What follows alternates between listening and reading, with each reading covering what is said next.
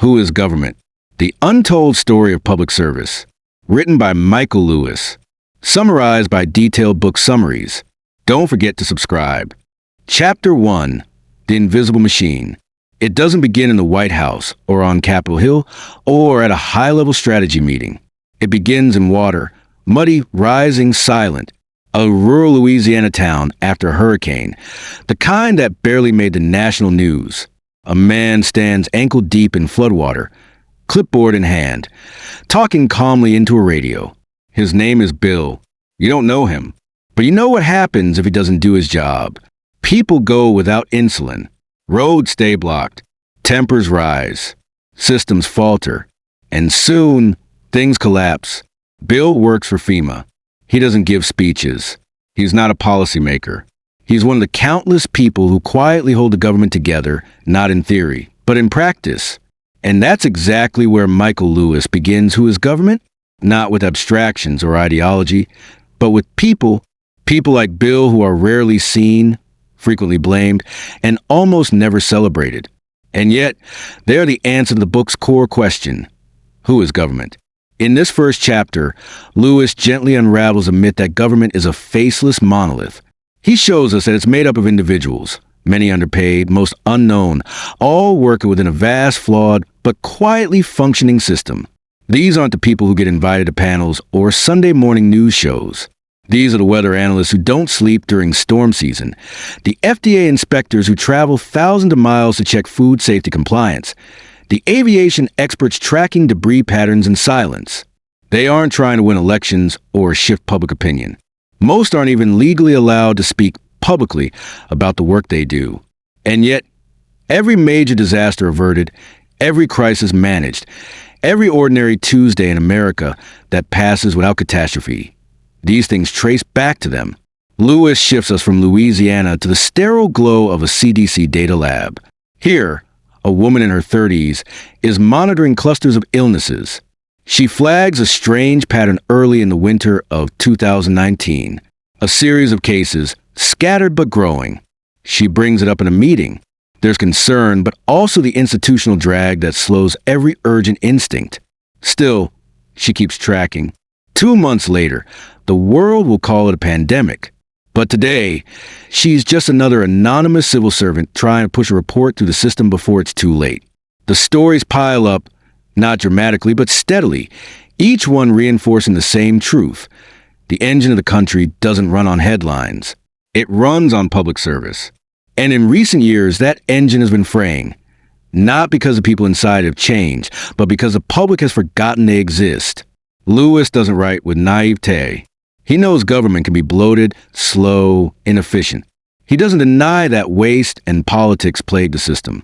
But what he brings to the surface, what this chapter forces us to see, is that even inside a messy machine, there are humans trying to make it work. And when we treat the government as a punching bag, we're punching them. The most chilling section of Chapter 1 doesn't come from a disaster site or a policy failure. It comes from a job fair. A young man, fresh out of college, wants to apply to the EPA. He's passionate about climate policy. He believes in systems. But when he talks to friends, they laugh. Why would you want to be a bureaucrat? They ask. Nothing ever changes. That mindset, Lewis warns, is the real danger. Not a specific administration or law, but a cultural drift away from valuing the people who keep society stitched together. If we mock the role of public service long enough, the best people will stop showing up. And when that happens, the systems won't just be inefficient, they'll be empty. The chapter ends back in Louisiana, in the same flooded town. The water has receded a few inches. A truck arrives. It's Bill again. He steps out, makes a few calls, redirects a shipment, checks on a family staying in a shelter. He doesn't ask for thanks. No one's offering any. He just does the work.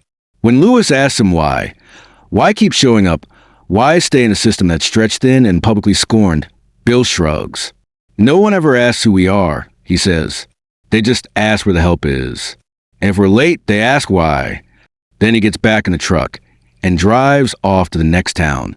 And as the wheels turn through wet gravel and the sun sets behind scattered clouds, Lewis leaves us with the feeling that the question, who is government, doesn't need a complicated answer. The answer is Bill. The answer is the weather analyst, the FDA inspector, the EPA scientist, the CDC data tech, and thousands like them. They are the invisible machine. And this book is their story. Chapter 2, The Transfer of Responsibility. It begins in a room that looks like nothing. 10 walls, buzzing lights, mismatched chairs. But this room, buried deep in the basement of a nondescript federal building, is where the United States transitions power from one presidential administration to the next. Not with fireworks, not with motorcades, but with binders. Michael Lewis steps into this world with the reverence of someone watching a quiet miracle take place. Because while the public watches the political spectacle of elections, campaign speeches, and inauguration ceremonies, there's another transfer underway. Silent, procedural, essential. It's the passing of institutional knowledge. A process that is invisible unless it fails. In this chapter, Lewis tells the story of the people who prepare for that handoff. Career civil servants, scientists, budget officers, military strategists, policy advisors. Their job is to ensure continuity, to make sure that no matter who wins, the country keeps moving, that nuclear arsenals stay guarded, that flu vaccines are still distributed, that weather satellites stay on course. But here's the tension. What if no one on the incoming team shows up to receive the binders? That's what happened in 2016. Lewis introduces us to one of the transition leads, a woman named Jennifer, who had worked under both Republican and Democratic administrations. She wasn't there to push an agenda. Her job was to make sure the next group could hit the ground running. She and her team spent months preparing briefings. Clear, nonpartisan overviews of everything from financial risk assessments to cyber threat response protocols. They booked conference rooms. They scheduled meetings. They waited and waited. No one came. Lewis lingers on the silence, not as a dramatic beat, but as a quiet catastrophe. Because when the incoming administration failed to engage with the transition process, it didn't just miss meetings. It lost access to institutional memory. It discarded the subtle, essential intelligence that comes only from people who've been inside the system long enough to know what landmines are buried beneath the surface. The consequences of that disconnect wouldn't become visible until much later, when key agencies stumbled, when disaster responses slowed, when decision-makers realized they were operating blind. And here's the heartbreaking twist. The people who tried to prevent this, who stayed late, who compiled every critical piece of information they could, were never acknowledged. They were dismissed, in some cases replaced, in others simply ignored. Their years of experience shelved in favor of instinct and improvisation. Lewis is careful not to make this a partisan story. He points out that successful transitions have happened under both parties, and disastrous ones too. The variable isn't ideology, it's humility. Whether incoming leaders are willing to listen to the people who came before, whether they respect the machinery enough to learn how it works before trying to run it. And the machinery, Lewis reminds us, is delicate. It runs not just on process, but on trust. Trust that people will show up. That handoffs will happen. That one group of strangers will tell another group of strangers how to run a country. That's the miracle. That's the risk. One of the most poignant moments in the chapter comes from a scientist at the Department of Energy. He had overseen nuclear safety for over 20 years. On the morning he was scheduled to brief the new team, he wore his best suit. He printed materials. He rehearsed answers. No one came. Days later, he was asked to resign. It's not about me, he tells Lewis. It's about the lab, the reactors, the people who do this work. They think government is a building, but it's us. In that one sentence, Lewis captures the chapter's central message. Government is not a place. It's a memory.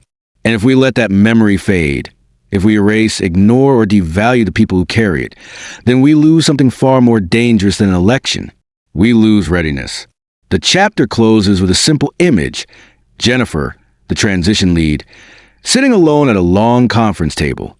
In front of her are 12 binders, each marked by agency. She waits until the clock runs out, then quietly collects the materials and locks them away. No one will read them, and yet she did the work anyway. Because that's what public service is. Showing up, preparing, hoping someone will care enough to listen. Lewis doesn't offer resolution. He doesn't need to. The tension has already been set. What happens when a nation forgets how to hand itself over safely, respectfully, responsibly? The next chapter will dig deeper into what was lost. But for now, we sit with the image of those unread binders, glowing under fluorescent lights, like time capsules in a world that no longer believes it needs instructions. Chapter 3. The numbers beneath the nation. Before a budget is argued over, before taxes are debated or spending bills are passed, there's one place where all the numbers live in silence. The Office of Management and Budget. Hidden inside a maze of file cabinets, spreadsheets, and spreadsheets within spreadsheets is the scaffolding of the American economy. This isn't where political dreams are sold. It's where mathematical reality forces everyone back to earth. Michael Lewis enters this world not through grand theory, but through one person, Rob, a career analyst at OMB. Rob is the kind of man you'd pass by without noticing. He wears nondescript ties. He eats the same turkey sandwich at his desk every day. But Rob has more influence over how money flows through the U.S. government than most senators. Why? Because he understands the machine, and he knows where it leaks. In this chapter, Lewis pulls us deep into the realm of public budgeting. Not to bore us with numbers, but to reveal what those numbers actually mean. Rob's day doesn't start with ideology. It starts with an Excel sheet showing projected food insecurity trends. He's trying to calculate how much money is needed for nutrition programs in the next fiscal year. Not just what's politically feasible, but what will keep kids from going hungry. If he gets it wrong, it's not theoretical. It's 7 million empty lunch trays. That's the first shock Lewis delivers in Chapter 3. The budget isn't about dollars. It's about decisions. Human decisions with human consequences. The work is invisible, but its outcomes are everywhere. Rob walks Lewis through the tangled web of forecasting models. Every agency submits funding requests. Every dollar must be justified. Each assumption questioned. It's slow, tedious work. But this is where things either get built or start to break. And it's also where things get distorted. Rob explains how, over the past decade, fewer and fewer political appointees have taken the time to read OMB briefings. They want shortcuts. What'll this cost us, they ask. Give me a bottom line number. But Lewis reveals what happens when you rush the numbers. Programs get slashed not because they don't work, but because they're hard to explain on a pie chart. Infrastructure projects get stalled because their benefits won't show up until the next presidency. Entire public health initiatives disappear because no one wants to defend a decimal point on national television. And the deeper problem? OMB is shrinking. In quiet waves, across multiple administrations, the number of analysts like Rob has dwindled. Retirement buyouts, hiring freezes, shifting priorities. The result? Fewer people to vet budgets, fewer experts checking assumptions, more room for error, more space for ideology to fill the vacuum where data once lived. Lewis paints it clearly. A society that mocks bureaucracy is gambling with precision. These are not bean counters. They are safeguarders of balance. When they disappear, decisions still get made, just with less care, less memory, less math. He zooms out briefly to explain how budgets shape every part of our lives. From how fast a pothole is filled to how many inspectors monitor meat plants to how soon veterans receive medical care. Budgets aren't policy. They are power measured in line items. And when the people who understand them are sidelined, the entire structure becomes vulnerable. We meet another character in this chapter. Sasha, a newer analyst assigned to climate spending. Young, optimistic, often frustrated. She joined OMB to make a difference, but finds herself buried under outdated software, overworked teams, and agencies reluctant to share transparent numbers. Yet she stays. Like Rob, she believes in the quiet integrity of the process. It's not perfect, she tells Lewis, but it's the best guardrail we've got. And then comes a quiet warning, the heart of Chapter 3. We are dismantling the guardrails without realizing it. When institutions like OMB are ignored, when the analysts are replaced by yes men or simply not replaced at all, the country still moves, but the movement gets shakier. Decisions are made with less understanding, more guesswork, more political spin. Eventually, The numbers become fiction, and by the time the consequences hit the real world, no one remembers where the error started. The chapter ends with Rob alone in his office. It's 7:42 p.m. He's checking a table in a 190-page budget draft that no one asked him to triple-check, but he does anyway, because he knows that someone, somewhere, will make a decision based on this number. And he wants it to be right. The screen glows. The office is silent. And as Lewis leaves us at the close of Chapter 3, one message lingers. A functioning society depends on people we never see, doing math we never ask about, with a level of care we rarely deserve. Chapter 4, The Weather Machine. The story begins not with a storm, but with a forecast. More specifically, with a woman named Kelly, a lead scientist at the National Weather Service, NWS, waking before dawn in Silver Spring, Maryland, to review model simulations for a tropical system forming in the Gulf. She's not checking the weather for her weekend plans. She's trying to decide whether an entire city might need to be evacuated. Michael Lewis takes us into her world, where satellites whisper data across oceans, supercomputers churn through petabytes of pressure readings, and decisions that affect millions hinge on models built by underpaid, overworked scientists in cubicles no one notices. This is the U.S. government's weather apparatus, one of the most advanced forecasting systems in the world. But it's also held together by software from the early 2000s, duct tape coding patches, and a dwindling pool of meteorologists who could easily earn double in the private sector but stay, because they believe in public safety over private margins. In this chapter, Lewis explores the critical infrastructure behind forecasting, not just the tech, but the trust. And what happens when that trust is undermined? He begins with a flashback. Hurricane Dorian, 2019, a Category 5 monster. Forecasts warned of catastrophic damage. But then came confusion. A political figure altered a public forecast with a Sharpie to suggest Alabama might be in danger. Suddenly, trust in the National Weather Service was on the line, not because of a mistake, but because someone with power decided to politicize science. And what did the NWS do? Its local office in Birmingham gently corrected the misinformation, prioritizing calm, clarity, and accuracy. But behind the scenes, pressure mounted. High-level officials were asked to apologize for telling the truth. Lewis tells his story with barely contained disbelief. Not because it's sensational, but because it's symptomatic. The deeper point isn't about the hurricane. It's about how fragile institutional credibility is, especially in agencies like the NWS that rely not on charisma, but on consistent, quiet accuracy. We meet another figure in this chapter. Arturo, a software engineer responsible for one of the primary forecasting models used by the NWS. Arturo spends his days trying to keep outdated systems functioning, while lobbying higher-ups for resources to upgrade a model that predicts flood risk in coastal communities. He's not just writing code. He's writing the line between preparation and disaster.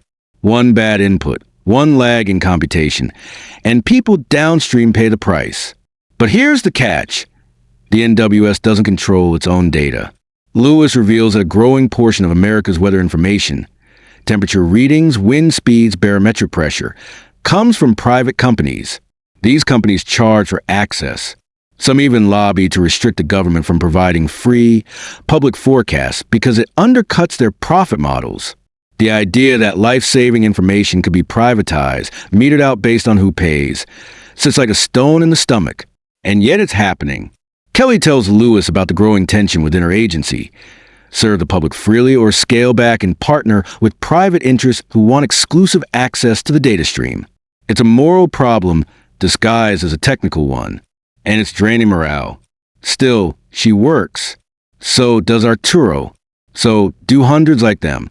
Because, as Kelly puts it, every forecast we get right builds public trust.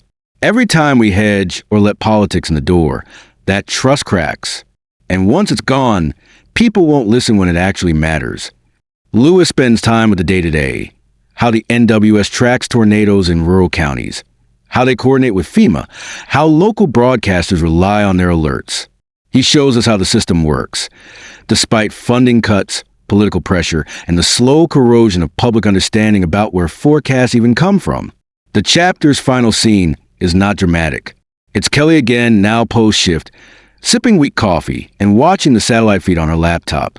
The storm she's been tracking will veer east, missing landfall. No lives lost. No need for evacuations. But no headlines either. She closes her laptop, walks to the metro, and vanishes into the crowd. Just another commuter. No one knows she helped prevent panic that day. And that, Lewis tells us, is the essence of public service at its best. Not glory, but guardianship. Not recognition, but reliability. The weather machine hums on. Underfunded, overburdened, but still miraculously accurate. Because people like Kelly and Arturo show up. Not for applause, but because someone has to know when the storm is coming. Chapter 5. The Inspectors. They walk into meatpacking plants at 5 a.m., clipboards in hand, before most Americans have taken their first sip of coffee. They move quietly, systematically, eyes scanning conveyor belts and carcasses, knowing that the smallest oversight, a discolored organ, a rusted blade, a missing glove, could mean an outbreak, a recall, a life lost. These are food safety inspectors with the United States Department of Agriculture. And in this chapter, Michael Lewis shows us how their invisible work holds together one of the most fundamental promises of government, that what we eat won't kill us. We meet Janet, a veteran inspector in Nebraska who has spent over 2 decades inside the cold metallic corridors of slaughterhouses. She's not squeamish. Not anymore. But she is deeply serious. She doesn't just see meat. She sees systems, risks, patterns. She knows which operators cut corners. She can tell when a line is moving too fast to catch contamination. And she knows, perhaps more than anyone, how fragile the entire process is when the human element is neglected. Lewis takes us inside Janet's day. It starts in the locker room, where inspectors put on their white coats and hard hats like armor. Then it's out to the floor, where the clash of machinery and the metallic scent of blood become background noise to a singular task. Make sure nothing dangerous gets out the door. There are rules, hundreds of them, some written decades ago, some constantly evolving, all meant to protect the public. But increasingly, Janet's work is less about inspecting and more about keeping up. Because here's the problem. The system is being hollowed out. Lewis explains how, over the years, the number of federal inspectors has been quietly reduced. In some facilities, private contractors now perform parts of the inspection process. Cheaper, faster, and, too often, less rigorous. This privatization creeps in slowly, masked as modernization or efficiency. But the consequences are real. Janet tells the story of a contaminated shipment that was almost cleared until she noticed a pattern of falsified temperature logs. She flagged it. The shipment was held. Lives were likely saved. But if she hadn't been there, who would have caught it? The deeper issue Lewis reveals is not just underfunding, it's a shift in attitude. Where once safety was the uncompromised standard, now there's a subtle pressure to balance it against economic feasibility. Inspectors are told to be team players. Don't disrupt production. Don't delay output. But Janet knows, every time speed wins, safety loses. We also meet Kamal, a younger inspector just a few years into the job. He's idealistic, sharp, eager to learn, but already disillusioned.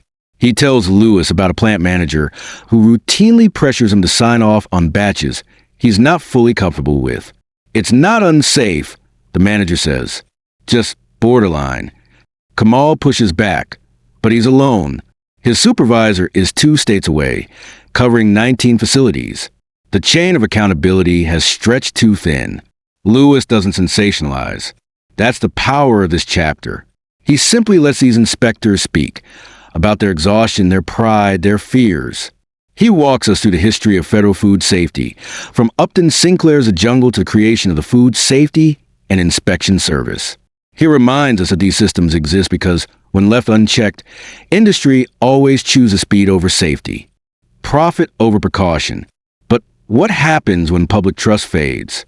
Lewis recalls recent outbreaks. E. coli in romaine lettuce, salmonella in ground turkey, listeria in packaged salads. In every case, public outrage followed. But rarely did people ask, who's supposed to prevent this? And what resources do they have left? Janet shows him the answer. Her notebook, dog-eared, scribbled with notes in red ink. reveals a map of vigilance. We catch more than people realize, she says, but we're catching less every year. Not because we care less, because there are fewer of us. The chapter closes with Janet walking the floor one last time before clocking out. A conveyor hums beside her. She spots something, barely, a small discoloration on a carcass. She halts the line, signals the floor supervisor. It's handled quickly. No fuss. The plant manager sighs, annoyed by the delay. Janet shrugs. She's not here to be liked. She's here to be thorough. As she peels off her gloves and exits the facility, Lewis lingers on one final truth. The most important people in government don't win elections. They don't write laws. They don't appear on TV. They watch. They check. They show up. And when they leave, the country is safer, whether we know it or not. Chapter 6. The Watchers in the Sky. At first glance, it feels like science fiction. A room buried inside a government facility in Colorado, humming with machines, satellites beaming down silent transmissions, and a wall-sized screen displaying the atmosphere as a living, breathing map. But this isn't NASA, and these aren't astronauts. These are civil servants from NOAA, the National Oceanic and Atmospheric Administration, tasked with one of the strangest and most essential jobs in government, watching the planet from above. Not just for storms or climate change, but for signals of disruption, disaster, and even deceit. Michael Lewis introduces us to Marcus, a satellite data analyst who specializes in what's known as environmental intelligence. He doesn't wear a badge. He doesn't carry a gun. But he's part of the team that watches Earth's behavior with an intensity most reserved for espionage. And in a way, this is a kind of intelligence operation, except the enemy isn't always human. Sometimes, it's an atmospheric anomaly, a drought no one predicted, a sudden methane bloom, a crop failure in a country too quiet about its food supply. Marcus walks Lewis through his daily routine, monitoring climate data, cross-referencing models, reviewing seismic signals. He knows what he's looking for, patterns that don't make sense, the kind of patterns that can affect global supply chains, migration flows, or political instability halfway around the world. It's not glamorous. It's not well paid. But Marcus sees it clearly. There's no national security without environmental security. What becomes clear is that this is a chapter not about action, but about anticipation. Lewis explains how, after September 11th, various government agencies were tasked with merging intelligence efforts. What many don't know is that environmental scientists were pulled into that process. Not just because of climate change, but because of something less predictable, whether as a weapon and the environment as a trigger for collapse. It sounds dramatic, but Lewis handles it with clarity. He describes how a sudden failure of a rice harvest in Southeast Asia, first picked up by NOAA satellites, led to global price spikes, riots in multiple countries, and political destabilization. Marcus remembers that moment vividly. We flagged it early, but who listens to us? And that's the paradox of the heart of this chapter. These watchers know what's coming, but they're often ignored until it arrives. We meet Tanya, another NOAA analyst, this time focusing on Arctic data. She's been sounding alarms about thawing permafrost for years, releasing not just carbon but ancient pathogens and shifting tectonic balances. People think we're measuring temperatures. We're measuring tipping points, she says. Lewis gives us the history of this underappreciated agency, the way NOAA was formed from various smaller entities, how it was envisioned as an early warning system for the entire planet. But instead of being elevated, it's been budget-slapped, ignored, and sometimes outright politicized. Like so many parts of the federal government, NOAA's greatest successes are invisible because they prevent things from going wrong. And that's the heart of Marcus's frustration. The system punishes foresight, he tells Lewis. If we're right and something doesn't happen, no one thanks us. If we're wrong and raise the alarm, we're crying wolf. So the incentive is to say nothing. Still they speak. They build models. They update the satellites. They issue quiet reports that trickle up through agencies. Reports that might prevent famine, that might predict a flood, that might redirect humanitarian aid just in time. The most haunting moment in the chapter comes when Marcus shows Lewis a projection, an animation that compresses decades of environmental change into a few minutes. Rivers that used to run blue now run dry. Ice shelves vanish. Heat maps spread like bloodstains across continents. This isn't theory, Marcus says. This is observation. And it's already here. But there's also hope. Tanya, in her Arctic lab, is training a new cohort of young analysts, diverse, data fluent, and stubbornly optimistic. She tells them that they're not just measuring change. They're part of a legacy, a quiet tradition of government workers who don't need applause, just the tools to do their jobs and the freedom to speak the truth. Lewis ends a chapter with a line that lands softly but sticks hard. The people who know the most about our planet aren't shouting on stages. They're watching, waiting, hoping we'll listen before it's too late. Chapter 7, The Guardians of the Grid. You don't notice them until the lights go out. That's how this chapter begins, with a blackout, not the kind caused by a downed power line in a suburban neighborhood, but one that swept across a swath of the Northeast like a slow-moving wave, the kind that starts with a flicker and ends with silence. Elevators stalled. Water pumps quit. Phones died. It lasted 7 hours. And in the aftermath, few asked the real question: who is responsible for preventing this from happening every day?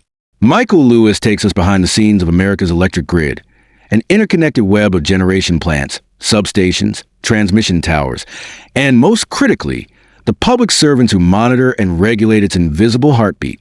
We meet Renee, an engineer with the Department of Energy, stationed in an unremarkable building just outside Washington, D.C. inside, though the tension is constant. Renee doesn't operate power plants. She doesn't repair lines. What she does is more abstract and far more essential. She monitors systemic risk. The grid, Lewis explains, is a house of cards built on real-time coordination. Electricity can't be stored at scale. It must be produced and consumed simultaneously, second by second. If one plant goes down, another must pick up the slack. Instantly. That delicate balance is what Renee and her team are watching every moment of the day. But here's the catch. The Department of Energy doesn't control the grid. It doesn't own the utilities. Instead, it regulates from the edges, issuing warnings, conducting simulations, and trying, often futilely, to get private companies to act on vulnerabilities before they become catastrophes. Renee tells Lewis about a recent vulnerability, a transformer bottleneck in the Midwest that, if struck by cyber attack or extreme weather, could collapse a regional grid. Her team modeled it, raised alarms, suggested reinforcements. But the fix would cost money, and the utility company, unpressured by public demand or political urgency, declined to act. They're playing roulette with a loaded chamber, Renee says. And when it goes off, they'll call it an unforeseen failure. This chapter is filled with quiet dread. Not because Lewis uses scare tactics, but because he makes it clear just how much our modern lives depend on systems held together by a handful of underfunded experts whose warnings are rarely heard. We meet Tim, a cybersecurity analyst embedded within the DOE. He tracks attempted breaches on power systems, sometimes thousands per day. Some are amateur, some are state-sponsored. All are probing, looking for gaps. One day, they'll find one. It's not if, he says, it's which hour, which city, and how cold it will be when the power goes out. Yet the threat isn't just external. It's political. Lewis describes how, in recent years, federal energy regulators have been pressured to roll back regulations under the banner of reducing burden for the private sector. Grid modernization projects get delayed. Climate resilience budgets shrink. And the public, lulled by decades of uninterrupted service, assumes the system is invincible. It's not. Renee points to Texas, 2021, millions without power in freezing temperatures, a direct result of deregulation, poor winterization, and a failure to listen to internal government risk models that predicted the very scenario. We had reports on this, she says. We had numbers, but no one was obligated to act on them. Lewis traces a history of the U.S. grid back to its fractured beginnings, a patchwork of private operators, stitched together by federal oversight. It was never built to be secure. It was built to be fast, cheap, and expanding. Now, in the face of climate change and geopolitical cyber threats, that fragility is showing. Still, Renee keeps working. She runs drills. She updates contingency plans. She trains junior engineers who may one day face the moment when they have to decide, within seconds, how to keep millions of people from going dark. She's not a hero in a movie. She's a civil servant who knows that a well-run country doesn't make headlines. The chapter ends with her sitting in front of a blinking screen, eyes scanning a model of the grid, where a small spike in voltage has caught her attention. It's nothing for now, but she notes it, logs it, starts a chain of quiet emails to colleagues in 3 different states. It's how she does her job, not with fanfare, but with vigilance. Lewis leaves us with this. The power doesn't come from the lines. It comes from the people who see the risks before the rest of us feel them. And if they ever stop watching, we'll find out what darkness really means. Chapter 8. The Poison Detectives. It starts with a cough, then a rash, then maybe a sharp drop in a child's IQ that won't be discovered for years. When most people think of public health, they think of doctors in white coats or nurses delivering shots. But Michael Lewis opens this chapter with something more haunting. A family living near a metal refinery in Indiana, where their son's unexplained seizures lead to the discovery of high levels of lead in the soil and a trail of systemic failure, but also of government. This chapter introduces us to Dr. Imani Fields, a toxicologist working with the Agency for Toxic Substances and Disease Registry, ATSDR, a little-known branch of the Department of Health and Human Services that specializes in uncovering environmental poisoning before it becomes tragedy. She's not famous. Her office is tucked away in a brick federal building. But the work she and her team do, it saves lives. Lewis writes with urgency as he walks us through the mechanics of what these poison detectives do. They receive reports, sometimes from hospitals, sometimes from whistleblowers, sometimes from desperate parents. Then they investigate. Soil samples, water samples, blood work, epidemiological mapping. It's a cross between forensics and public service. And it's always a race against time. Imani, Lewis tells us, doesn't seek glory. Her biggest victories are invisible. Schools that never have to close, cancers that never get diagnosed, kids who never get sick. If we do our job right, she says, no one will ever know what could have gone wrong. But the reality is more complicated. Lewis takes us back to Flint, Michigan, an American tragedy now cemented in the public consciousness. But what most people don't know is how early public health scientists, many of them government workers, sounded the alarm. They were dismissed, discredited, pushed aside. Why? Because their findings were politically inconvenient. No one wanted to be responsible for poisoning a city. Imani reflects on that moment. She remembers seeing the data. We knew what it meant, she says. But data doesn't speak for itself. People have to be willing to hear it. The chapter doesn't just center on water or lead. It moves to air. We meet Oscar, a field agent with the EPA's Air Quality Division, who tracks particulate matter from industrial zones to residential neighborhoods. He carries a small device clipped to his belt, a mobile air sampler. He walks through forgotten corners of cities, where poor communities breathe air twice as toxic as wealthier ones just blocks away. He maps the invisible inequality. He doesn't carry a protest sign. He carries a clipboard. Lewis ties this back to the central theme of the book. The people most responsible for keeping America safe don't work for headlines. They work for function. And function rarely makes the news. But danger comes not just from toxins. It comes from disempowerment. The ATSDR, like so many federal agencies, is small, underfunded, and politically vulnerable. In recent years, entire regional offices have been closed. Field testing teams have shrunk. And science, Lewis notes, has become fair game for partisan warfare. Imani remembers one report her team submitted.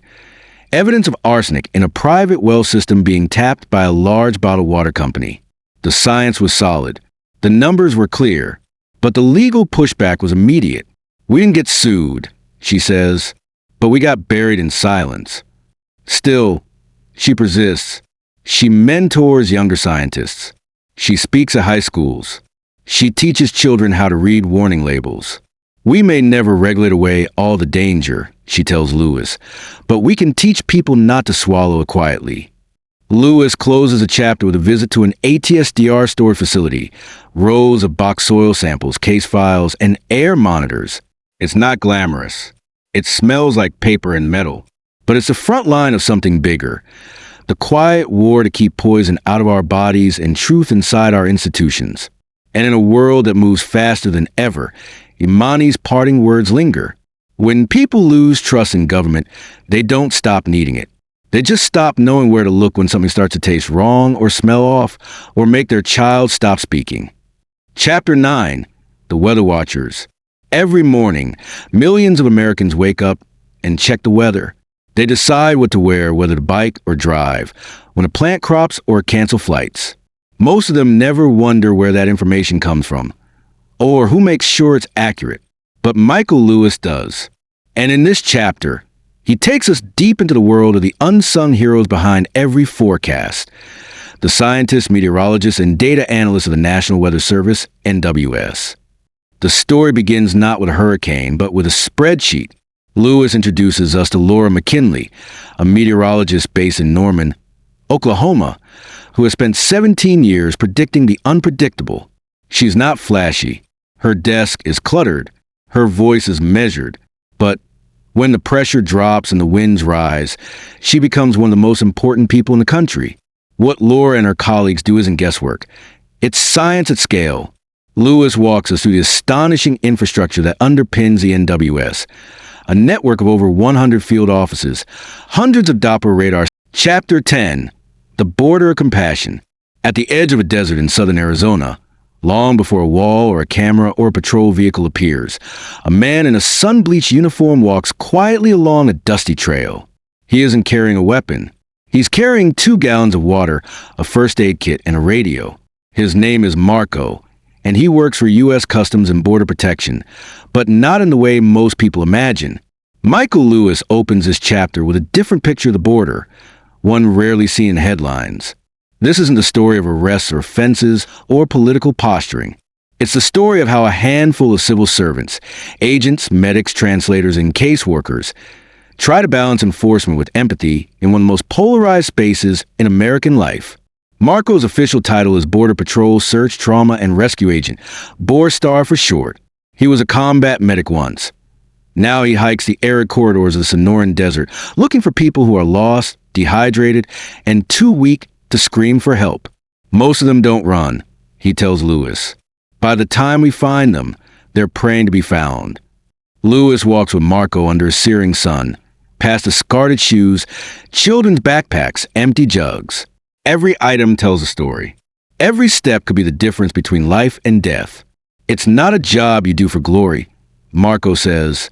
You do it because someone has to pick up the phone when humanity breaks down. But this chapter isn't just about rescue. It's about tension. Lewis takes us inside a CBP processing facility in McAllen, Texas. There, we meet Sophia, a translator and intake officer who works 12-hour shifts deciphering the stories of exhausted migrants, most of whom speak neither English nor Spanish, but indigenous dialects like Keki or Mixtec. Sophia's fluency in these languages makes her indispensable. Her presence is the first human connection some migrants have encountered in days. She listens to mothers explain why they fled. She coaxes teenagers to reveal if they've been trafficked. She tries gently to explain the rules of a system that even Americans struggle to understand. They think the border is a place, she tells Lewis. But it's not. It's a decision. One made thousands of times a day by people who have 60 seconds to choose whether someone goes forward or turns back. The weight of those decisions haunts every corner of this chapter. Lewis follows an asylum officer named Clara through interviews with applicants who've already made it through the initial screen. Her job is to determine whether their claims are credible, whether they have a legal basis to remain. She's trained to detect falsehoods, but she also knows that fear rarely fits into neat, procedural boxes. One woman speaks of gang threats. Another describes rape by police in her home country. A third clutches a Bible and says nothing. Clara must decide who tells the truth, who stays, who is sent back. It doesn't feel like power, she confesses. It feels like the opposite, like holding someone's fate in your hands and knowing you don't have enough information, but the decision is due in 72 hours. There are rules, forms, regulations. But the system, Lewis shows us, wasn't built for compassion. It was built for control. And yet, day after day, Claire and Sophia and Marco choose to work within it, trying to stretch the fabric of law wide enough to let some humanity in. Not everyone approves. Lewis details how political pressure, internal audits, and media distortions often cast even the smallest acts of decency, like offering a detained child a toy or letting a pregnant woman rest in a medical bay, as softness. But those same decisions, Marco says, are what make the job human. We can't fix the system, Sophia adds, but we can refuse to become it. Lewis doesn't romanticize the border. He doesn't pretend it isn't a site of conflict, pain, and real danger. But he asks us to see something deeper. The fragile but essential role of public servants who show up anyway, whose work is measured not in politics, but in choices made when no one is watching. The chapter ends not in a courtroom or detention center, but at dawn, as Marco loads water into his pack and steps out onto the trail again. The radio crackles. A signal has come through. Heat signature, possible person, mile marker 42. He sets off without hesitation. Most days, he says, we don't know what happens next, but we show up anyway. And with that, Lewis leaves us with the idea that real border security isn't just about walls. It's about the people inside them and whether they choose to protect with presence or punish with distance. Chapter 11, Guardians of the Grid. The lights stay on. The water flows. The phone's signal holds steady during a storm. And most days, no one thinks twice about why. But Michael Lewis does. In this chapter, he takes us behind the scenes of one of America's most critical, invisible systems, the power grid, and the little-known government workers who keep it from collapse. The story begins on a cold January morning in Washington, D.C., where a 39-year-old engineer named Wesley Chin sits inside a secure room at the Department of Energy. He's not wearing a cape. He doesn't carry a badge.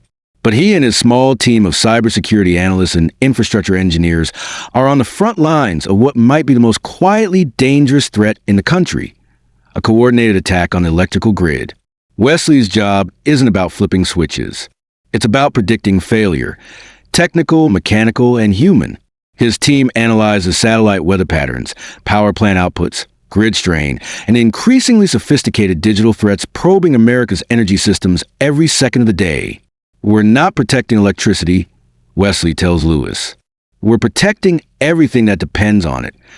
Lewis walks us through a real scenario from a few months prior. A cascade of outages in Texas brought on by extreme cold, overtaxed systems, and a tangle of deregulated policies that left millions in the dark. But while most of the media focus on state officials and energy executives, few notice the quiet, frantic coordination happening between federal engineers, regional utility managers, and FEMA planners to keep the rest of the country from going dark too. What becomes clear is that the grid doesn't exist in one place. It's a patchwork of public and private infrastructure, linked by decades-old agreements, patched software, and high-voltage diplomacy. And when something goes wrong, it's not solved by CEOs. It's solved by career public servants like Wesley, who've studied the system not to monetize it, but to understand and protect it. We meet others, too, like Rosa Martinez, a hydrologist who works with the Bureau of Reclamation, monitoring water levels at power hydroelectric dams across the West. When droughts hit, she doesn't just report data. She negotiates supply flows between states, balancing energy demand with agricultural survival. Power is politics, Rosa says, but water is survival, and we sit between both. And then there's the sleeper issue of cyber attacks. Lewis reveals that dozens of attempted breaches occur daily, some by individuals, others by nation-state actors. Most don't make headlines. Most are caught by public sector teams like the Department of Energy's Office of Cybersecurity, Energy Security, and Emergency Response SUSR, a name as unglamorous as the life-saving work it does. Wesley shows Lewis a simulation. A worm injected into a rural substation spreads silently for days before triggering a wave of shutdowns across 3 states. The scenario isn't fiction. It's modeled after real attempts, some barely thwarted. The people defending against this don't speak at press conferences. They write code at 2 a.m., patch holes in legacy software, and call obscure plant managers in Nebraska to walk them through protocol in case an alarm goes off. They make $90,000 a year and carry the weight of an empire on outdated laptops. But Lewis doesn't romanticize them. He respects them. He paints them as what they are, essential workers in button-downs and fleece vests who've dedicated their lives to preventing what the public never sees. And yet, danger doesn't just come from foreign hackers. It comes from complacency. Lewis recounts a moment when Wesley had to brief a panel of elected officials on the vulnerabilities of the grid. Half the room scrolled their phones. One senator asked if Wi-Fi towers could just be rebooted manually. Wesley left the room not angry, but sobered. They think the grid is an app, he says. They don't understand it's a living, breathing system that we have to feed and protect. The chapter closes with Wesley stepping outside the DOE building into a rain-slicked evening. A blackout hits a section of North Carolina. Nothing massive, but enough to remind him that the grid is never asleep. He texts his team. They're already on it. As Lewis watches Wesley disappear into the night, he reflects. The system works, not because it's indestructible, but because someone always shows up before it breaks. Chapter 12. The Quiet Watchers. In the high skies above North America, somewhere above the cloud line, and well beneath the satellite belt, there's a radar sweep turning. It completes a rotation every 12 seconds, and with each turn, it updates a live map of what flies, what hovers, and what shouldn't be there. Most of us never see that map. But in this chapter, Michael Lewis takes us into the world of Federal Aviation Administration, FAA, and the unsung stewards of national airspace, those whose jobs rely not on visibility, but on vigilance. The chapter opens with a scene at the FAA's command center in Warrenton, Virginia. It's 4:17 a.m., and the graveyard shift is in full focus. Dozens of air traffic management specialists monitor screens displaying flight routes, weather patterns, and system diagnostics. A woman named Dana, in her early 50s with silver-threaded hair pulled into a knot, is the National Traffic Flow Manager. She doesn't blink much. She doesn't get to. Dana's job isn't to direct flights. It's to direct the entire network. She knows the patterns like a pianist knows keys. She knows that when a thunderstorm parks itself over Chicago, delays will ripple to Miami, then to LAX, and possibly bounce back into Canada. You can't control weather, she tells Lewis, but you can control what happens before and after. We're reminded in this chapter that government work isn't always about building. It's about predicting, reacting, and preventing cascade failure. Lewis takes us through the bones of the aviation system. Nearly 45,000 flights crisscross the U.S. each day. Every plane, whether it's a Boeing 777 or a single-prop Cessna, is tracked, guided, and sequenced by federal workers. These aren't the people on the tarmac or at the gates. They're sitting in dim rooms, surrounded by radar, headsets, and stress. They are air traffic controllers, and most of them don't make headlines until something goes wrong. But here's what never makes headlines. The thousands of times a potential collision doesn't happen because someone caught it in time. The quiet reroutes. The altitude changes. The human intuition when the radar flickers. And the burden of it all. Lewis meets Alex, a 33-year-old controller in Atlanta, who explains the wait. You talk someone through a landing in zero visibility, he says. You get them down. They go home. You go home. That's a good day. Nobody thanks you because nobody knows. But they do it anyway. Because safety in this profession isn't a goal, it's a baseline. Yet, the chapter isn't just about sky traffic. It's about what it means to protect the future of flight, even as budgets tighten and threats evolve. We meet Arjun, an FAA software engineer working out of a modest office in Oklahoma City, leading a team modernizing the agency's decades-old air traffic management systems. The challenge? Replace Cold War-era code without interrupting a single flight. You don't get a test version of the sky, he jokes, but his work is deadly serious. Updating flight control software while maintaining absolute uptime is like rewiring a jet engine while the plane's at 35,000 feet. Then there's the rise of drones. In a cavernous, government-run hangar in New Mexico, Lewis meets Sylvia, part of a new FAA experimental team testing protocols for unmanned aerial vehicles. The future is coming fast, she says, And it's not asking permission. Her job is to ensure delivery drones, surveillance crafts, and even hobbyist flyers don't turn the skies into chaos. And she's doing it with a $2.1 million budget, less than what some tech firms spent on a launch party. But the real tension emerges when Lewis explores a near-miss incident at a major airport, triggered by a combination of outdated sensors and an overworked controller. Nobody died. The system held. But only because someone like Dana had trained for that moment her entire life. And only because someone like Alex was willing to lose sleep so that others could rest. Lewis writes, "The air feels like freedom, but it runs on discipline." As the chapter draws to a close, we sit again with Dana, just after her shift ends. A red-eye flight from Newark has touched down safely in LA after being rerouted due to wind shear. No one on board knows how close they came to being stranded. Dana sips a cup of stale coffee and watches the radar comm. "They trust the sky," she says softly. "We just make sure it deserves that trust."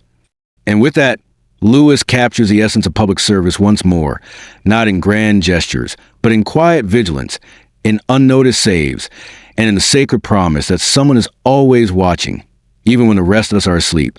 Chapter 13, The Last Inspectors.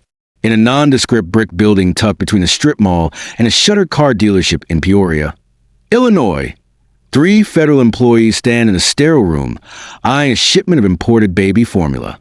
No cameras, no press. Just clipboards, thermometers, and decades of quiet expertise.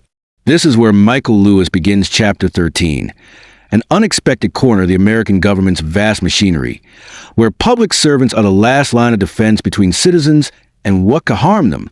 This chapter zooms into the Food and Drug Administration, FDA, but not the side that argues policy or approves billion-dollar drugs. Instead, Lewis takes us to the front lines, the field investigators, lab scientists, and import inspectors whose daily work holds up a fragile but essential truth, that we trust the things we put into our bodies because someone, somewhere, checked. We meet Lawrence, a 59-year-old food inspector who's been working ports and warehouses for over 30 years. "Nobody knows our names," he says, "but if we didn't show up, you'd feel it in your gut." Literally. Lawrence leads Lewis through a day that seems mundane, sampling tuna shipments, testing spice imports, verifying origin documents. But each action carries profound implications. One bad batch of turmeric with lead in it, he notes, and kids in 3 states end up in hospitals. Lewis explains that the FDA has jurisdiction over 78% of the U.S. food supply, and yet only a tiny sliver of shipments can be physically inspected due to limited staff and growing global imports. The agency's public health mission in practice is a daily exercise in triage. What to test, what to trust, and what to stop quickly. It's pattern recognition at scale. That's why Lawrence's instincts, shaped over decades, are irreplaceable. He smells a can and knows the story. One colleague tells Lewis. We then meet Ellie, a microbiologist working in an FDA regional lab in Minnesota. She's part of the team that runs complex tests on suspicious samples flagged by field inspectors like Lawrence. One day, a random bag of imported frozen raspberries triggers a genetic match with hepatitis A strain identified in a 2016 outbreak. Within hours, her findings initiate a recall across 5 states. Ellie doesn't work for glory. She works for the integrity of systems invisible to most citizens. It's not that people don't care, she says. It's that they assume someone's watching. And they're right. We are. Just barely. But Lewis doesn't let the narrative stay in the lab. He brings us to Capitol Hill, where budget battles rage quietly over the very resources Lawrence and Ellie depend on. He shows how years of shrinking funding and increasing political suspicion of regulatory bodies have left federal watchdogs overextended and underappreciated. It's like expecting firefighters to do more fires with fewer hoses every year. Ellie remarks. Lewis narrates a particularly grim case, a 2011 outbreak of listeria linked to cantaloupe grown in Colorado. 33 people died, not because the bacteria was unknown, but because routine inspections had been delayed, staffing was short, and oversight had been deprioritized. That outbreak became a rallying cry within the FDA, but the public never fully realized how close it came to being worse. The tension in this chapter builds not through drama, but through quiet erosion. Lewis shows how layers of expertise and diligence, built up over generations, can be peeled away without anyone noticing until something catastrophic happens. The people who guard the seams, inspectors, lab scientists, data analysts, are holding back systemic failure with little more than habit, duty, and fraying institutional muscle. And yet, the chapter ends with something quietly beautiful. Lawrence returns home after a 12-hour day, having flagged a mislabeled seafood shipment that will likely be traced to illegal fishing practices in Southeast Asia. No headlines, no thanks, but his phone pings with a single message from a colleague at NOAA: "Nice catch." As Lewis steps out of Lawrence's car, he watches him disappear into the orange haze of a sodium streetlight. He is the last inspector between a cracked supply chain and a child's dinner plate, Lewis writes. And the system works, not because it's perfect, but because someone like Lawrence still shows up, clipboard in hand, asking the unglamorous questions no one else will. Chapter 14, After the Storm. When disaster strikes, when the levees break, the wildfires roar and floodwaters rise, most of us see only the chaos. We see news crews, frightened families, cracked highways, and submerged neighborhoods. But behind that visible calamity is another story, the story of the people who respond. The people who don't panic, don't retreat, and don't ask who you voted for before they help you. This is a story Lewis tells in Chapter 14, where we meet the men and women of FEMA and understand the unsexy, indispensable role of emergency management as public service. It begins with a memory, the haunting remnants of Hurricane Harvey. Lewis walks with Marcus, a logistics coordinator with FEMA, through a still-abandoned neighborhood in Port Arthur, Texas.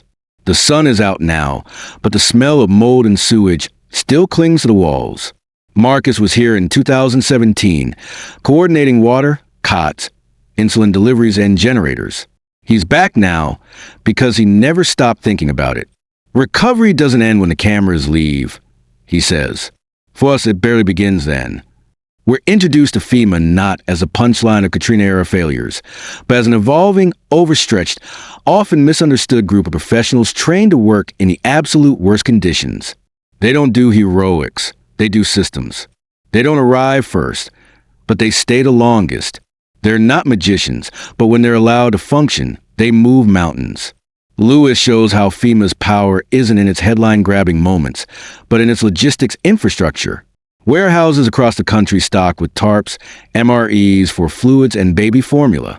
Emergency contracts inked with trucking firms, fuel providers, even mortuary services. It's a government of preparation, operating quietly in the background of normal life. Then we meet Cheryl, a field operations planner in FEMA's Region 3 office. A former school principal turned emergency strategist, she now designs simulations for hurricane responses. Full-scale drills involving local agencies, hospitals, and utility companies. You don't plan for what's likely, she says. You plan for what's unthinkable. Through Cheryl, we see how preparedness lives and dies on coordination. FEMA doesn't own the police, the fire trucks, or the roads, but they stitch them all together. In the middle of disaster, they don't command, they convene. Lewis shows how this web of connection, across state lines, tribal lands, and political boundaries, is held together by trust, training, and a deep understanding that government is often the only entity with the scale to care for everyone at once. But Chapter 14 also explores a brutal irony. The better FEMA does its job, the less people think it's necessary. Lewis recounts a story of a small-town mayor in Iowa who, after a successful tornado recovery, publicly questioned FEMA's budget, even though the town's rebound depended entirely on federal aid. People forget fast, Marcus says, but we don't have the luxury to. And perhaps the most harrowing part of this chapter comes not from a natural disaster, but a man-made one, the COVID-19 pandemic. Lewis zooms in on FEMA's role in acquiring and distributing PPE across the country, especially in the spring of 2020, when ventilators were scarce, and governors were competing like bidders in a chaotic auction. FEMA was thrust into the spotlight again, but this time with fractured political support, delayed coordination, and immense public scrutiny. Yet through it all, people like Marcus kept going. His voice hardens when Lewis asks how he copes. You don't get to fall apart, he says. People are counting on you to hold the line, even when there's nothing left to hold. The chapter closes not with flood or fire, but with a training session, a simulation of a chemical spill in rural Ohio. A dozen public servants, half in borrowed uniforms, half in FEMA polos, go through their dry runs, evacuation notices, food supply reroutes, contaminated soil protocols. Nobody is filming. Nobody claps. But a little boy watches through the school window, wide-eyed at the strained procession. Cheryl gives him a soft wave. It's not glamorous, she says, but one day it might save his life. Lewis ends the chapter with a quiet observation. They are not the cavalry.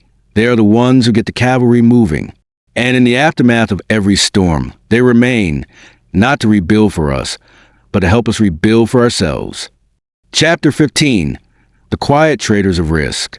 In the halls of the U.S. Treasury Department, tucked away in an office that rarely sees sunlight, a small team works at desks lined with spreadsheets, algorithms, and heat maps. They don't ring bells like traders on Wall Street. They don't shout across rooms. But they may be the most important traders in the world, because their job isn't to make money. Their job is to keep America's economy from going off a cliff. In this chapter, Lewis lifts the veil on the often unseen public servants who calculate, negotiate, and hedge risk on behalf of 330 million people. We meet James, a career civil servant in the Office of Debt Management, who's been working quietly through 5 administrations. His team's task is deceptively simple. Figure out how to borrow trillions of dollars at the lowest possible cost and least possible disruption. We don't make headlines, he says, because if we do, it means something's gone horribly wrong. Lewis unpacks the astonishing truth that most Americans never think about. The U.S. government is the biggest debtor in human history. Managing that debt isn't just about issuing treasury bonds. It's about knowing when to issue a 10-year versus a 30-year note, how to absorb geopolitical shocks, and what to do when foreign investors suddenly flinch. It's like walking a financial tightrope every single day, blindfolded, while the wind shifts and crowds shout from below. But James isn't a gambler. He's a technician of trust. His team spreadsheets model dozens of outcomes. Inflation surges, oil price crashes, cyber attacks on clearinghouses. What if China dumps bonds? What if Congress delays the debt ceiling again? What if we lose market faith not because of economics, but because of dysfunction? Most people think our job is math, James says, but it's really psychology. Confidence is a currency. The chapter then shifts to the Office of Financial Research, another quiet pillar born out of the 2008 financial crisis. Here, analysts map global systemic risk like meteorologists track hurricanes. They look for tremors. Too much leverage here, shadow lending there, crypto contagions quietly brewing. We're the early warning system, says Nina, a risk analyst who joined after watching her family lose their home in 2009. We don't regulate, we illuminate. But as Lewis points out, the power of these public servants is increasingly undermined by political tides that don't value foresight. Budgets for financial watchdogs have been cut, critical positions left vacant, and warnings ignored. Lewis revisits the moment in 2022 when internal models flagged vulnerabilities in a major hedge fund exposed to crypto derivatives. No action was taken.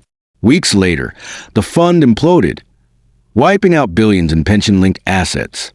We saw it coming, Nina whispers. We always do. But seeing isn't enough.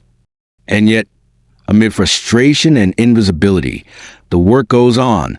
Lewis describes one day in the life of James's team during a debt ceiling standoff. Sleep-deprived, fielding calls from global central banks, they strategize how to auction short-term debt without spooking investors. If the yield spikes, James says, it's not just numbers. It's higher mortgage rates. It's job losses. It's recession. That's what this chapter drives home. The government isn't a bloated machine run by bureaucrats. It's an intricate web of people quietly preventing catastrophe. People who've chosen to trade status and glory for something more fragile, more lasting, stability. The chapter closes with a moment of eerie calm. James stands on the steps of the Treasury building at dawn, coffee in hand. The markets are about to open. The auction went well. The curve held steady. Nobody will write about today, he says, which means we did it right. Lewis ends with a line that hangs in the air like a bell after it rings. In the age of volatility, they're the ones who quietly carry the fire of continuity, without applause, without reward, and often without sleep. Chapter 16, The Census Keepers. Every 10 years, the United States performs one of its most ambitious exercises in self-awareness.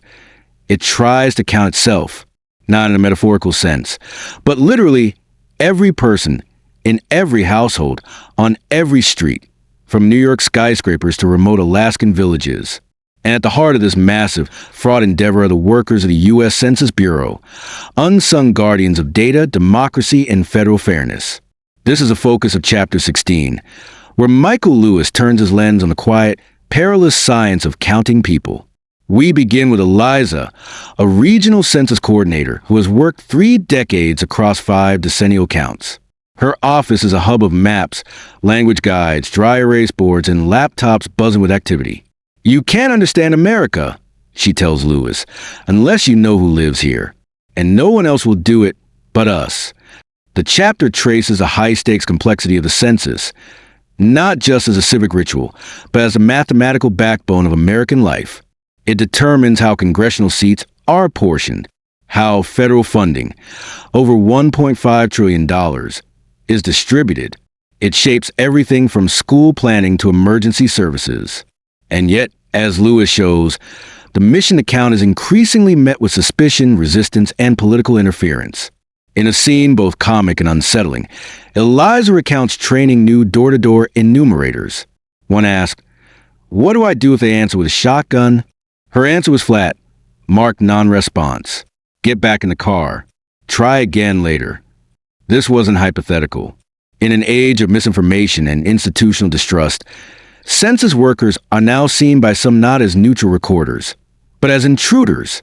But it isn't just fear that complicates the count. It's scale, it's nuance, it's invisibility.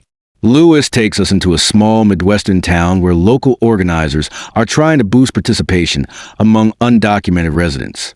He meets a librarian turned census volunteer who explains, if you're not counted, you don't exist in policy. But people are scared. We're asking them to raise their hand in a system that hasn't always protected them. Lewis also explores the technical guts of the census, meeting a data scientist named Priya at Census headquarters in Suitland, Maryland. Her team is responsible for anonymizing and modeling the final results, protecting both individual privacy and statistical integrity. It's not just counting. It's crafting a mathematical mirror, she says. But even this process, which used to be invisible, has come under fire. Priya's algorithms are accused by political actors of being biased, even though they're designed to prevent manipulation, not enable it. One of the most powerful segments of the chapter revisits the 2020 census, conducted during the COVID-19 pandemic. Field work was halted, deadlines were squeezed. A proposed citizenship question, ultimately blocked, sent shockwaves through immigrant communities. Lewis interviews census workers who describe heartbreak, entire neighborhoods going dark, entire cultures opting out. The count wasn't wrong, one analyst says, but it wasn't whole either. Still, through adversity, the machine moved. Lewis highlights the resilience of institutional memory, how veterans like Eliza passed down their field-tested tactics, calling pastors, hosting census nights at laundromats, offering help in Navajo, Hmong, Tagalog. It was more than math. It was public service at its most intimate, a hand on the doorframe, a voice at the threshold, a plea to be seen. The chapter ends not with data, but with dignity. Eliza stands at a community fair, handing out flyers beside a face-painting booth. A little girl tugs her sleeve and asks what the census is. Eliza kneels and says, "It's how we tell the story of who lives here. It's how you make sure you count." Lewis closes with a line that lingers like a quiet oath. In the most forgettable of buildings, in the most overlooked of roles, they guard the truth of who we are, not with weapons, but with questions. And when we answer, we honor the country we claim to be. Chapter 17, The Stewards of the Invisible. There are parts of government work that most Americans never see, not because they're hidden, but because they're simply not the kind of things we notice when they're working well. Water that's clean, food that's safe, planes that don't crash into each other. The absence of disaster is, in a way, the greatest compliment a public servant can receive, and also the reason their work is so rarely honored. In Chapter 17, Michael Lewis turns our attention to these invisible victories and the quiet guardians who prevent catastrophe before it ever materializes. We open with the story of Carla, an air traffic systems engineer at the FAA. She's never been in a control tower. Her office is a sea of screens, each one tracking altitude differentials, weather bands, and pressure readings across thousands of miles. My job, she says, is to make sure that all these tiny decisions happening every second, when to descend, when to hold, don't accidentally combine into something tragic. Through Carla, Lewis illustrates the elegant fragility of modern aviation. How safety is maintained not just by pilots or towers, but by government workers running background code no one notices, until something fails. And yet, the FAA's modernization efforts, like many behind-the-scenes agencies, are constantly underfunded, politicized, or delayed. We prevent chaos daily, Carla says, but we don't get budget increases for things that didn't happen. The narrative then shifts to another kind of steward, Amir, a food safety inspector for the USDA. His territory includes hundreds of farms, processing plants, and packaging facilities across the Midwest. He spends his days swabbing conveyor belts, taking bacteria samples, and cross-checking records. You'd be amazed how many ways a chicken can go wrong, he says. Lewis follows Amir through a particularly tense inspection at a meat-packing facility where temperature controls had failed and management wanted to keep production going. Amir shut it down. It cost him half a day's profits, he says, but maybe save hundreds from foodborne illness. This is where the central thread of the chapter sharpens. Government, at its best, is risk management, not reaction, but prevention. It's expensive and often thankless to pour resources into problems that the public will never see. And yet, that is precisely where the nobility lies. Lewis writes, "It's hard to rally a crowd for the people who stopped a bad thing before it started. But that's where democracy is most fragile and most alive."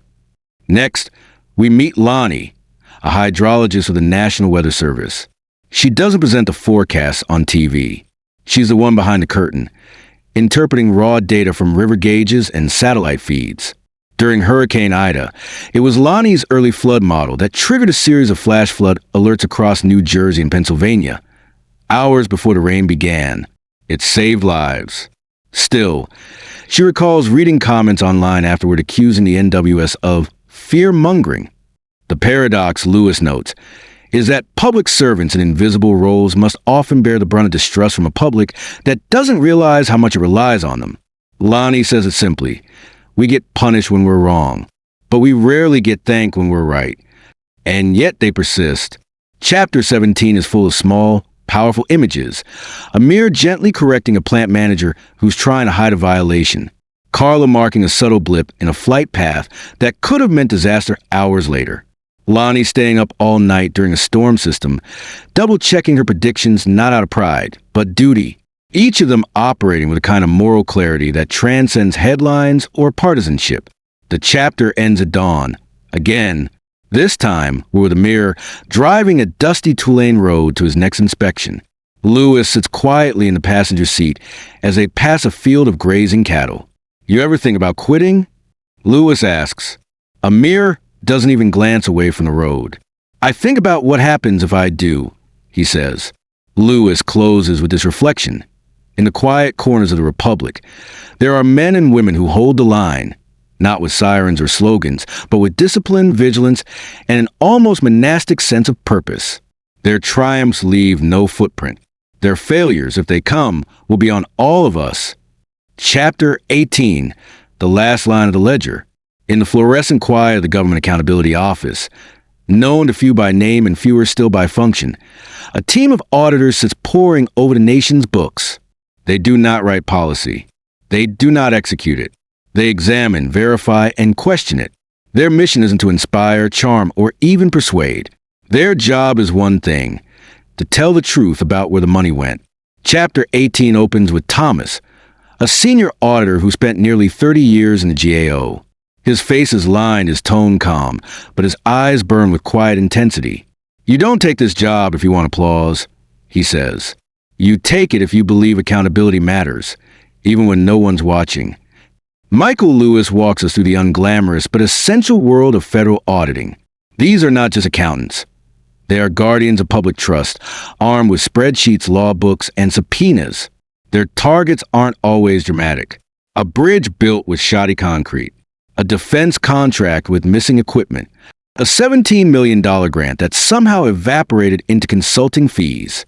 Thomas's team tracks every cent because every cent came from someone.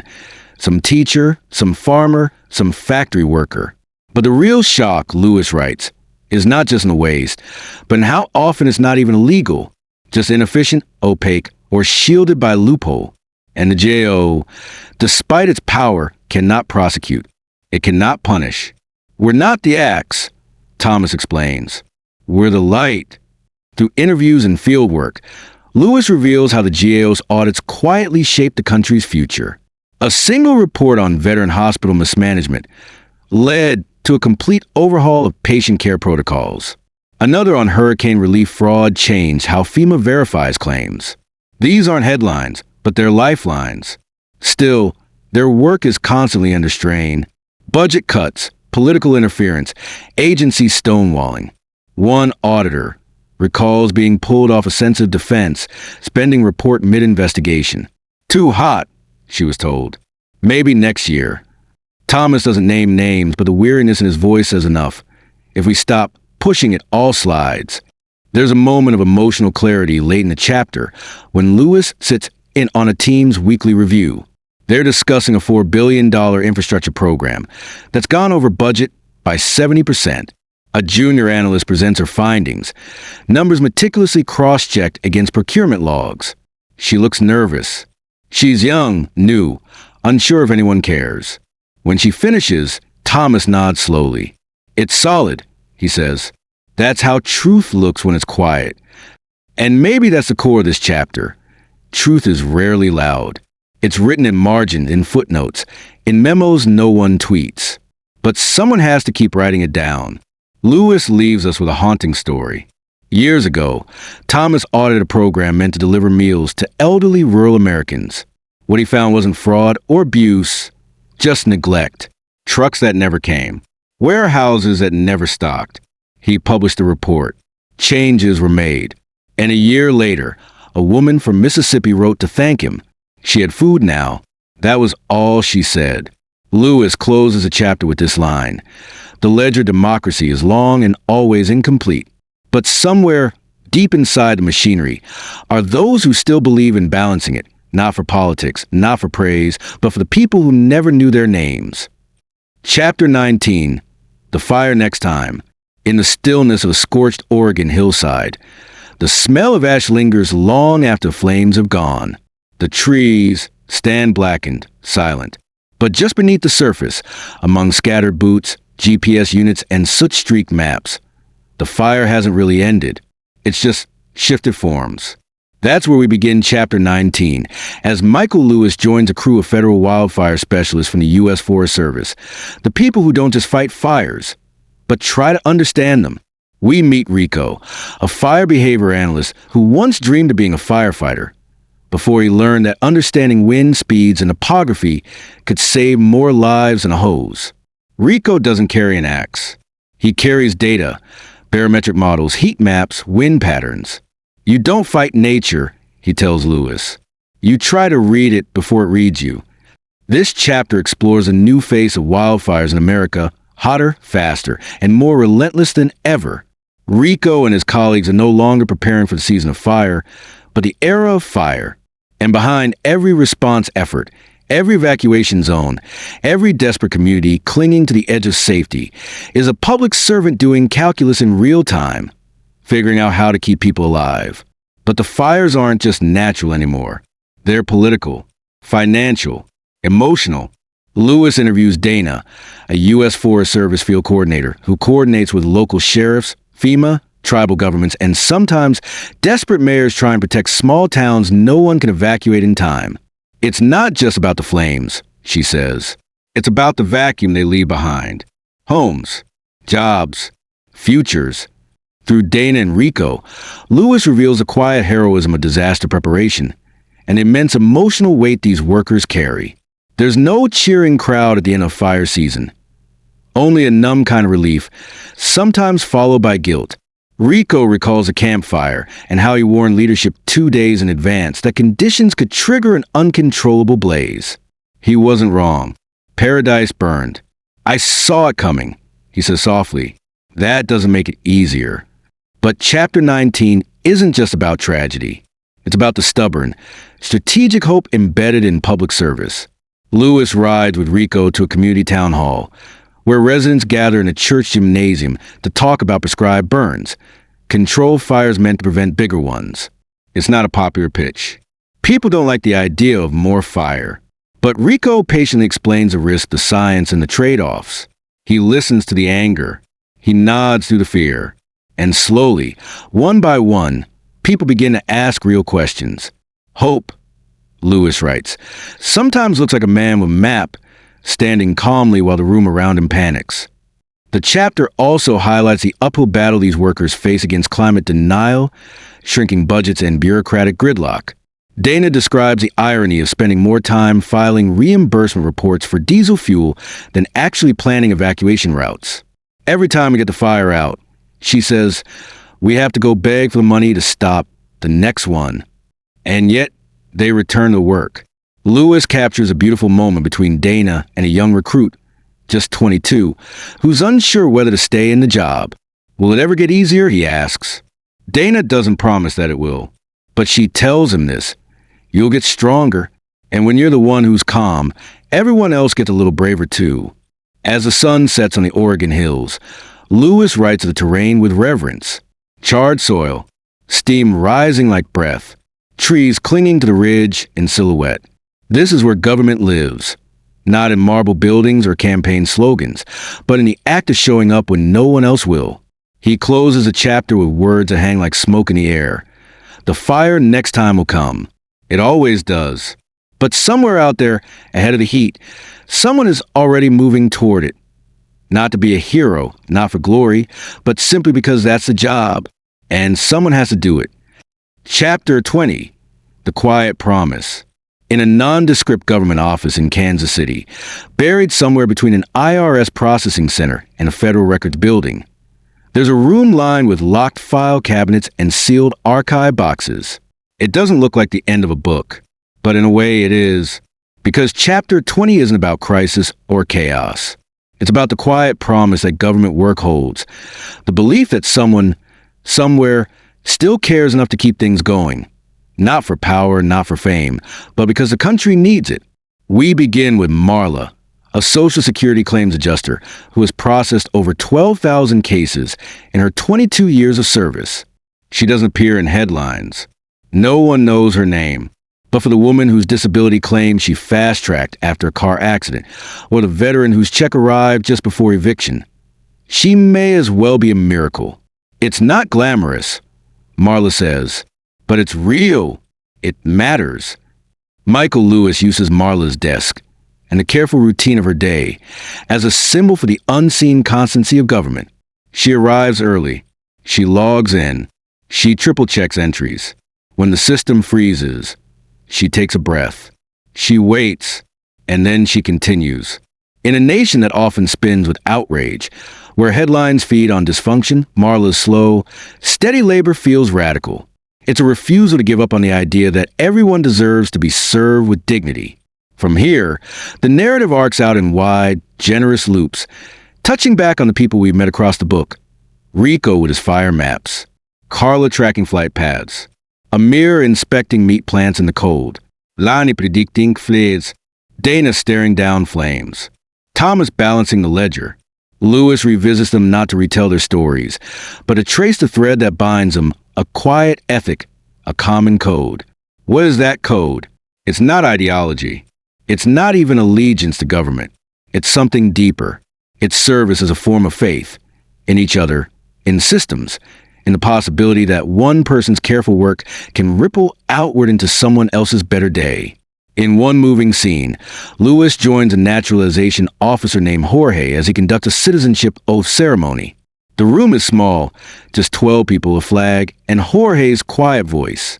The new citizens repeat the oath with trembling accents. Some smile. One weeps. Jorge nods, hands out certificates, and takes a photo of a family of 4 who fled civil war 6 years ago. It's not my job to make their journey, Jorge says. It's just my job to honor the part that ends here. The moment is deeply symbolic. It's government not as a force of power, but as a threshold, a place people reach after struggle, hoping for stability, recognition, a future. And there, on the other side, is someone like Jorge, not a politician, not a slogan, just a man with a clipboard and a hand extended. Lewis reflects on how public servants are often described as a faceless bureaucracy, when in fact, they are anything but. They are deeply human, sometimes flawed, often exhausted, but bound together by an invisible agreement to keep going, to not look away, to show up when it's hard, and stay when no one else will. The chapter ends, not with dramatic reveal or final twist, but with Marla back at her desk. She's staring at a screen, typing carefully, adjusting the language on a benefits notice so it's clear, kind, and readable. She doesn't know the person it's going to. She never will, but she still wants to get it right. Lewis's final words land like a whisper that echoes. This is who government is. Not a what, but a who. Not an institution, but a million small decisions made in good faith. The faces we never see, the hand we never shake, the lines of code, the file reports, the clean water, the quiet help. A promise kept, not loudly, not perfectly, but day after day, by people who still believe in holding the country together when no one else is looking.